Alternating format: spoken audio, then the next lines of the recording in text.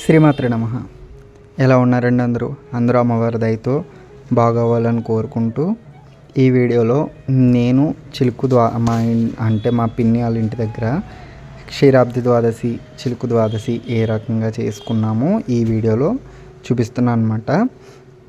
దాంతోపాటు ఇంకొన్ని మార్గశిర మాసానికి సంబంధించి కొన్ని విషయాలు మాట్లాడదాం అనేసి ఈ వీడియో చేస్తున్నాను. వీడియో కనుక నచ్చినట్లయితే కంపల్సరీ లైక్ చేయండి, షేర్ చేయండి. మన ఛానల్ని ఫస్ట్ టైం చూస్తే మాత్రం కంపల్సరీ సబ్స్క్రైబ్ చేసుకోండి. మీ నుండి నేను ఆశించేది ఒక్క లైక్ బటన్ మాత్రమే. ఒక్క లైక్ కొట్టి మన ఛానల్కి కొంచెం బూస్ట్ ఇవ్వండి. ఇది మొన్న చిలుకు ద్వాదశి అయింది కదా, ఆదివారం, దానికి సంబంధించి ఈ వీడియో అనమాట. పీట మీద శంకుచక్ర నామాలు నేనే వేసాను, తిరునామాలు. అది ఎలా ఉందో ఖచ్చితంగా మీకు నచ్చితే కామెంట్ చేయండి. చాలా కొంచెం బ్రెయిన్కి పదును పెట్టేసాను అనమాట. అది బాగా కుదిరిందని నా ఇంటెన్షను, నేను అనుకోవడం అయితే. దానికి బొట్లు పెడుతుంటే అది నిలబడలేదన్నమాట తులసం మీద, కానీ జస్ట్ అది అలా అయింది. ఇంకా మనకి రాబోయేది మార్గశిర మాసం, అంటే ఇంకా కార్తీక మాసం కూడా వెళ్ళలేదు, 15 రోజులు అయింది. అప్పుడే మార్గశిర మాసం కోసం ఎందుకయ్యా బాబు అనొచ్చు. కాకపోతే నార్మల్గా చెప్తున్నాను. ఎప్పుడు చేసినా సరే వేలం వెర్రికి పోవద్దండి, పిచ్చి భక్తికి అస్సలు పోవద్దు. మొన్న చూస్తే చాలా బాధ కలిగిందండి. కాశీ బుగ్గ అనేసి మన శ్రీకాకుళం దగ్గర వెంకటేశ్వర స్వామి ఆలయంలో ఎంతమంది చచ్చిపోయారండి. అది చూస్తే నిజంగా చాలా బాధేసిందండి. సో కాబట్టి ఇది కార్తీక మాసం అవనివ్వండి, శ్రావణ మాసం అవనివ్వండి, ఆశ్వీజం, ఏదైనా సరే, ఏ నెలైనా సరే మన నెత్తి మీదది ఎక్కడికి పోదు. మనకి రాసి పెట్టింది ఎలాగైనా వస్తుంది, కంపల్సరీ వస్తుంది. కానీ దానికోసం మీరు ఏదో చేసేయాలి, ఏదో చెందేయాలని అనుకోవద్దండి. దానివల్ల చాలా ప్రాబ్లమ్స్ ఫేస్ చేస్తున్నారు. మొన్న చూస్తే చాలా బాధేసిందండి. చిన్న పిల్లలు కూడా ఇదైపోయారు. అది చూస్తుంటే మన నెత్తి మీద, అది ఒక రకంగా అదృష్టం అనుకోండి, దైవ సన్నిధానంలో అలా అయిపోయారు. కానీ వాళ్ళకి దేవుడు ఏది కూడా తన మీద వేసుకోడండి. దేవుడు, మా ఇద్దరు దేవుడు ఏది దాని మీద వేసుకోడు అంటారు. ఏదో రూపంలో ఏదో వంక చూపించి తీసుకెళ్ళిపోతాడు. అక్కడికి వాళ్ళ కర్మఫలం వెళ్ళిపోయింది. కాకుంటే ఆ కన్న తల్లికి చాలా బాధ కలండి. ఆవిడ వీడియోస్ చూస్తుంటే చాలా బాధేసింది ఆవిడ ఏడుస్తుంటే. కాబట్టి వేర్రికి పోవద్దు, పిచ్చి భక్తికి పోవద్దు, వెర్రి భక్తికి పోవద్దు. మీకు ఉన్నంతలో చేసుకోండి, మీ ఇంటి దగ్గర చేసుకోండి. మీరు ఇంటి దగ్గర ఎలా చేసుకోగలరో అలా చేసుకోండి. మీకున్న వాటితోనే చేసుకోండి. మీకు ఎంతలో కుదిరితే అంతలో చేసుకోండి. ఒకవేళ మీకు చేసుకోవడం అవ్వలేదనుకోండి, ఎవరన్నా చేసుకుంటే వెళ్ళి దండం పెట్టుకున్నా కూడా పర్వాలేదు, అదైనా కూడా చేసుకోవచ్చు మీరు. మీకు ఏదో గుళ్ళో అద్భుతాలు అయిపోతున్నాయి, ఏదో గుడి అంటే ఫస్ట్ ఆఫ్ ఆల్ మీకు ఆ విషయం చెప్పరండి వాళ్ళు ఎవరు కూడా. పలానా గుళ్ళో ఏదో అద్భుతం అవుతుందంటే మీకెందుకు చెప్తారు? వాళ్ళకి అద్భుతం అవుతుందంటే జస్ట్ ఫేమస్ చేయడానికి, మన హిందువులకున్న వెర్రిని వాడుకుని వాళ్ళు లబ్ధి పొందడానికి మాత్రమే చేస్తున్నారు. అంత పనులు అయిపోతే వాళ్ళకి కలిసి వచ్చేస్తే మీకెందుకు చెప్తారు? మీకు కూడా కలిసి వస్తాయి కదా. అది వాళ్ళకి కలిసి వస్తే మీరు బాగుపడతారని మీకు చెప్తారా? చెప్పరు కదా. సో ఏంటంటే ఇవన్నీ కూడా ఏదో ఫేమస్ చేసేసి బిజినెస్ చేద్దామన్న ధోరణిలో చేసేదే. దేవుణ్ణి కూడా బిజినెస్ చేసేసారు కదండి ఇప్పుడు. మరి ఆ ఒక్క ఇదే, అంతకు మించి ఏం కాదు. కాకుంటే మీరు ఇవన్నీ పట్టించుకోవద్దండి. నిజంగా ఇలాంటి సోషల్ మీడియాలో చెప్పేవి, చూపించేవి నమ్మి మీరు వెళ్ళొద్దు. మీకు నిజంగా మనస్ఫూర్తిగా వెళ్ళాలనిపిస్తే వెళ్ళండి. మీరు ఎంత చిన్న గుడి దగ్గరికి వెళ్ళినా మీకు అవ్విది అవుతుందండి. కానీ ఎవరో చెప్పారు అని మీరు మాత్రం ఈ సోషల్ మీడియా, ఇన్స్టాగ్రామ్ వీటి బట్టి మీరు ఏదో అయిపోతుంది చేసేసుకుందామని మాత్రం అనుకోవద్దు, అయిపోతున్నాయి పనులు అనేసి. సో ఇంకోటి ఏంటంటే మార్గశిర మాసంలో మీకు కుదిరినంత మట్టికి కనక మహాలక్ష్మి అమ్మవారి ఆరాధన చేసుకోండి. మీరు ఎక్కడున్నా సరే, అంటే మీకు కనక మహాలక్ష్మి అమ్మ అంటే వైజాగ్ కదా, మనకి ఇక్కడ ఎలా అని అనుకోవద్దు. మీకున్నంతలో కనక మహాలక్ష్మి అమ్మ పూజ చేసుకోండి, చాలా మంచిది. మార్గశిర మాసంలో కొన్ని నియమాలు ఉంటాయి. ఏంటంటే మార్గశిర మాసంలో సూర్యోదయానికే ముందు నిద్ర లేవాలండి. కార్తీక మాసంలో మనం ఎలా అయితే లెగుస్తామో సూర్యోదయానికి కూడా అలాగే ముందు నిద్ర లేవాలి. మా చిన్నమ్మతో పూజ చేయించున్నాను అనమాట నేను. మా చిన్నమ్మతో నేనే పుస్తకం అది చదివి నేనే చేశాను. గౌరమ్మకి పసుపు అది రాస్తున్నారనమాట. అంటే ఇది కలం అంటారండి, దీన్ని సన్ని అనరు, కలం అంటారు.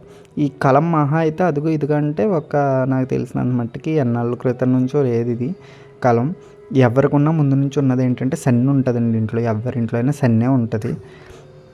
కాకపోతే ఇప్పుడు ఇవి వచ్చినాయి అనమాట. ఆయుర్వేదం వాళ్ళు ఎక్కువ వాడేవారండి సన్నికల్లి. మనం వాడితే ఆయుర్వేదం వాళ్ళు కలం వాడేవారు. ఎందుకంటే వాళ్ళకి అక్కడ ఆయుర్వేదానికి సంబంధించిన మూలికలు నూరినప్పుడు ఈ కలాన్నే వాడి వాళ్ళు నూరేవాళ్ళు. వాళ్ళకి ఈజీగా ఉంటుందన్నమాట. సన్ని అలా కాదు. మనకి ఇంట్లో సన్ని ఏంటంటే ఇంట్లో ఏదేసినా నూరుకోవడానికి సన్ని మనం ఇంట్లో వాడేవారు. కలం అయితే మాత్రం ఆయుర్వేదం షాప్ వాళ్ళు వాడేవారు. మీరు ఎవరన్నా ఇది మా ఇంట్లో 25 తరాల నుంచి ఉంది, మా తాత ముత్తాతల నుంచి ఇస్తున్నారు, మా గౌరమ్మ ఇదిగో అంటే మాత్రం నమ్మొద్దు. అది గౌరమ్మ అవ్వదు. గౌరమ్మే కాదని నేను అన్న, ఎందుకంటే మనకు ఆహారం పెట్టేది ఏదైనా గౌరమ్మే. కాకపోతే ఏంటంటే సన్ని కళ్ళు ముందు నుంచి మన ఇంట్లో ఉండేది సన్ని కళ్ళు, మధ్యలో వచ్చింది కలం అనమాట. కలం మనకు సంబంధం ఉండదు, ఎందుకంటే ఆయుర్వేదం వాళ్ళే వాడేవారు కలాన్ని. తర్వాత మన ఇంట్లో లాలిక్కాయలు, మిరియాలు ఇలాంటి చిన్నవి దంచుకోవడానికి మనం కూడా కలాలు కొని తెచ్చుకున్నాం. ఈ మధ్యన ఒక 15-20 సంవత్సరాల నుంచి మనం ఇళ్ళల్లో వాడుతున్నాం. అంతకు ముందు నుంచి అయితే మట్టుకు మనకి ఏమి ఉండేదంటే సన్నికల్లే ఉండేదండి. సన్నికల్లే మెయిన్. పెళ్ళిలో కూడా సన్నే తొక్కింటారు కాబట్టి అదే మెయిన్ ఉండేది. ఇంకా మార్గశిర మాసంలో మార్నింగే లేవాలి, సూర్యోదయానికి ముందు లేవాలి, తులసి పూజ చేసుకోవాలి. ఆ రోజు కల్లాపు ఇవన్నీ వేసుకుని లక్ష్మీదేవి పాదాలు వేసుకోవాలన్నమాట. బుక్ కింద వేసుకోవాలి, గడపలను అలంకరణ చేసుకోవాలి. కుదిరితే కలశం ఉంటే జలంతో పెట్టి వరుణ కలశంతో అమ్మవారిని ఆరాధన చేయొచ్చు. లేదంటే తవ్వ ఉంటుంది కదా, బియ్యం కొలిచే తవ్వ, కొంచెం అంటారు కదా, కుబేర కొంచెం అయ్యి అంటున్నారు కదా. ఇప్పుడు దాన్ని యాక్చువల్గా అయితే తవ్వ అంటారు మా సైడు. ఆ తవ్వ నిండా బియ్యం పోసుకుని దాని మీద లక్ష్మీనారాయణలు పెట్టుకుని పెట్టుకుని పూజ చేసుకోవచ్చు అనమాట. లేదు మాకు అది కూడా అవ్వదు అనుకుంటే కనుక మీరు నార్మల్గా లక్ష్మీ అమ్మ ముందు దీపాలు వెలిగించి ఆవిడకి పూజ చేయండి. మ్యాక్సిమం ఆవు నెయ్యితో దీపాలు పెట్టడానికి చూడండి. కుదరని పక్షంలో నువ్వుల నూనెతో కూడా దీపం పెట్టండి, పర్వాలేదు. లక్ష్మీనారాయణులను పూజ చేయండి. ఒక్క లక్ష్మీదేవిని ఎప్పుడు విడిగా చేయకూడదు. నారాయణుడితో కలిసిన లక్ష్మిని పూజ చేస్తే ఆవిడ స్థిర నివాసం ఏర్పాటు చేసుకుంటుంది. లేదా గణపతితో కూడిన లక్ష్మికి పూజ చేస్తే ఆవిడ మన ఇంట్లో కూర్చుని ఉంటుంది అనమాట.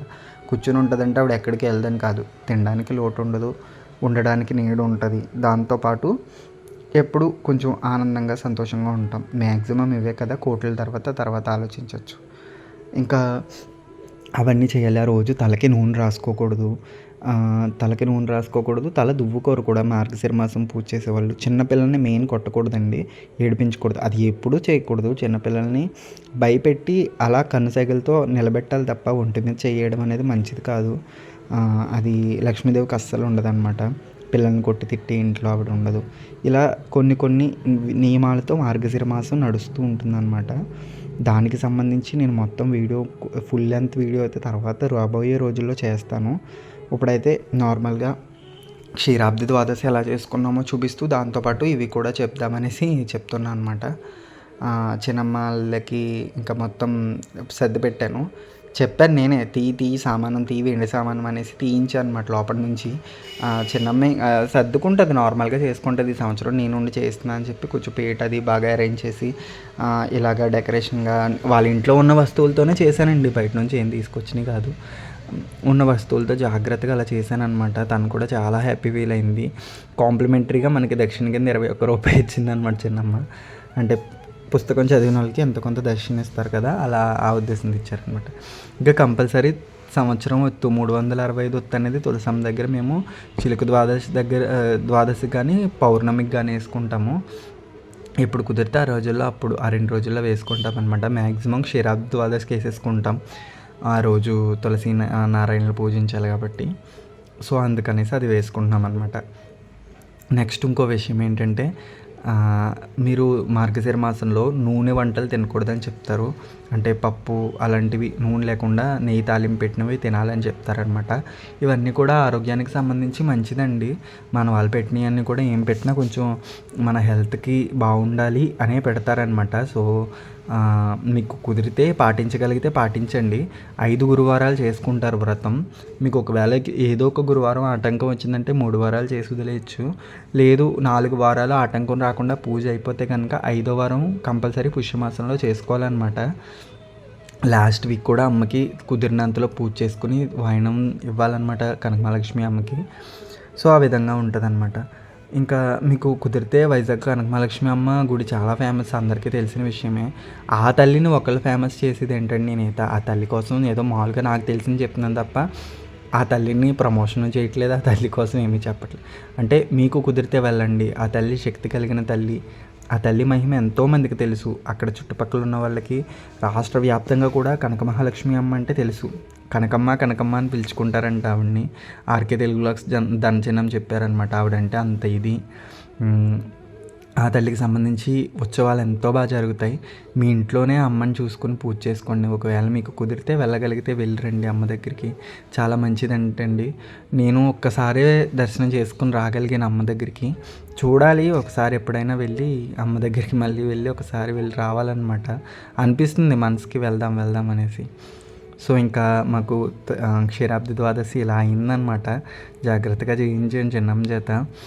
బృందావనం కింద ఏర్పాటు చేసి ఆ పక్కన బొమ్మల షోకేస్లో బొమ్మలు తీసి అవి పెట్టి వెండి కుందలు ఇవన్నీ సర్ది చేశాను అనమాట. తర్వాత డైలీ చెన్నమల్లేశ్వర స్వామి టెంపుల్కి వెళ్తానమాట నేను, గుడికి దేవాలయానికి. దాని పక్కనే మాకు చిన్న కేశవస్వామి టెంపుల్ ఉంటుంది. సో అక్కడికి కూడా వెళ్ళాను అనమాట. ప్రతి సంవత్సరం వెళ్తానండి.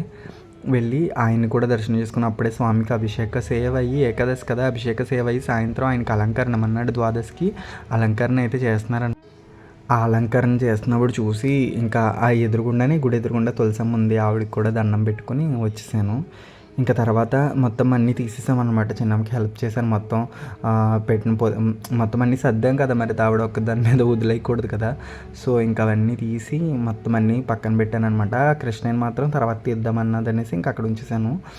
ఆ దీపాలు వెలుగుతున్నాయి కదా, అవి దియాస్, అవి కూడా తీద్దాంలే ఇంకా అనేసి ఉంచేసాను. ఎందుకంటే అది మన్నాడు తీద్దామని. వెండి సామాను కూడా తోమేసామన్నమాట. అవి అయితే పాలవెండి అండి, చాలా బాగుంటాయి చిన్నమ్మ కుందులు అవి. పాలవెండి ఇంకా ఉన్నాయి సామాన్లు లోపల, తీయలేదు ఇంకా. చిన్నమ్మకు ఎక్స్పోజ్ చేయరు మా వాళ్ళు గమ్మున. అవి జర్మన్ సిల్వర్ అనుకుంటారేమో అన్నట్టు నేను ఫీల్ అవి నేను చూపించను. పాలవెండి అనమాట. ఇంకా తీయాల్సిన గిన్నెలు అవి ఉండిపోయినాయి, ప్రసాదం పెట్టిన గిన్నెలు అవి కూడా ఉన్నాయి. అవి కూడా జాగ్రత్తగా తీయాలన్నమాట. సో ఇంకా అలా జరిగింది. క్షీరాబ్ద ద్వాదశి వ్రతం అలా జరిగిందనమాట. దీపాలకు కూడా మా సైడ్ లెక్క ఉంటుందండి. 31 జ్యోతులు, 33 జ్యోతులు అని తులసమ్మకి పెట్టుకుంటారు. పిండి దీపాలు పెట్టుకుంటారు, ఉసిరి దీపాలు పెట్టుకుంటారు, సంవత్సరం ఒత్తేసుకుంటారు. ఇవన్నీ వేసుకుని చేసుకున్నాం అనమాట. సో ఈ సంవత్సరం అయితే నేను ఎక్స్పెక్ట్ చేయలేదు బాగా జరుగుతుంది అనుకున్నాను. ఏదో మన ఇంటి దగ్గర కూడా చేశాను. కాకపోతే మన ఇంటి దగ్గర అమ్మకు కొంచెం హెల్త్ బాగోకపోయి ఉండి నేను ఇంటి దగ్గర షూట్ చేసుకోవడానికి నాకు టైం అనేది లేదు. సో ఇలా తీసి మీకు అందించాను అనమాట. ఈ వీడియోకి అయితే ఇంతే మరి.